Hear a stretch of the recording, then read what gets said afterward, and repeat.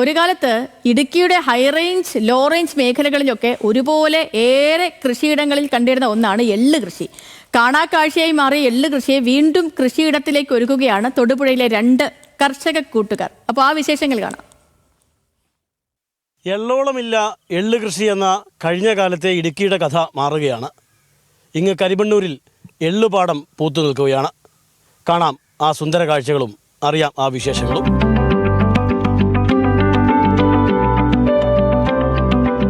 ഒരു കാലത്ത് ഇടുക്കിയിൽ സർവ്വസാധാരണമായ കാഴ്ചയായിരുന്നു എള്ള് കൃഷി. കാലക്രമേണ അവ ഇല്ലാതായി.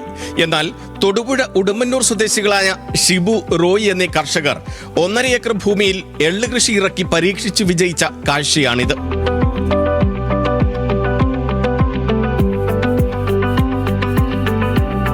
എള്ളിലെ ഏറെ ഗുണമേന്മയുള്ളതും ഔഷധ ഗുണം ഉള്ളതുമായ കാരളാണ് കൃഷി ഇറക്കിയത്.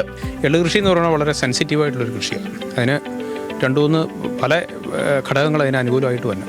ഒന്ന് ക്ലൈമറ്റ് വരണം, മറ്റൊന്ന് സീസൺ വരണം, മറ്റൊന്ന് പെട്ടെന്ന് അതിന് 90 ഡേയ്സ് 90 to 100 ഡേയ്സ് ആഴ്ച എള്ള് ചെടിക്കുള്ളൂ.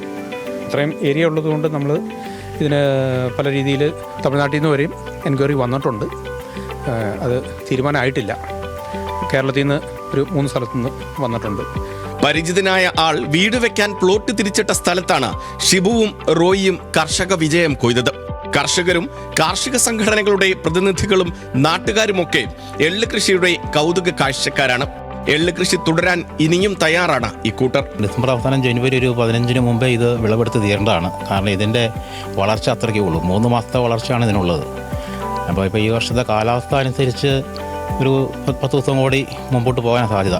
കാരണം കഴിഞ്ഞ ദിവസം വരെ ഇന്നലെ മഴയായിരുന്നു. അപ്പോൾ നല്ല കട്ടിയുള്ള വെയിൽ കിട്ടിയെങ്കിലാണ് ഇത് ഇലയൊക്കെ കൊഴിഞ്ഞ് നമുക്ക് വെട്ടിയെടുക്കുമ്പോഴത്തേക്കും ഇതിൻ്റെ എള്ള് അരി കറുത്ത് വരണം. അപ്പോഴത്തേക്കും ഒരു ജനുവരി 15 ഞങ്ങൾ പ്രതീക്ഷിക്കുന്നത്. കാരള് കിലോയ്ക്ക് 400 രൂപയ്ക്ക് മുകളിലാണ് വില. നല്ലെണ്ണ നിർമ്മാണത്തിനു വേണ്ടി വിവിധ നിർമ്മാതാക്കളും കർഷക സുഹൃത്തുക്കളെ സമീപിച്ചിട്ടുണ്ട്. വൃശ്ചിക മാസം അവസാനിക്കുന്നതോടെ എള്ള് കൃഷിയും അവസാനിക്കും. അടുത്ത ചിങ്ങത്തിനായുള്ള കാത്തിരിപ്പാണ് പിന്നീട്. സൂര്യപ്രകാശം ഏറെ പതിക്കുന്ന കൃഷിയിടങ്ങളിൽ എള്ള് കൃഷി സാധ്യമാകുമെന്ന് ഇവർ പറയുന്നു. മറ്റൊരു കറുത്ത പൊന്നാക്കി മാറ്റാൻ ആവശ്യമായ മാർക്കറ്റും എള്ള് കൃഷിക്കുണ്ടെന്നും ഷിബുവും റോയിയും പറയുന്നു. സനൽ ഇളമ്പച്ചിക്കൊപ്പം ആൽവിൻ തോമസ്, ന്യൂസ് മലയാളം, ഇടുക്കി.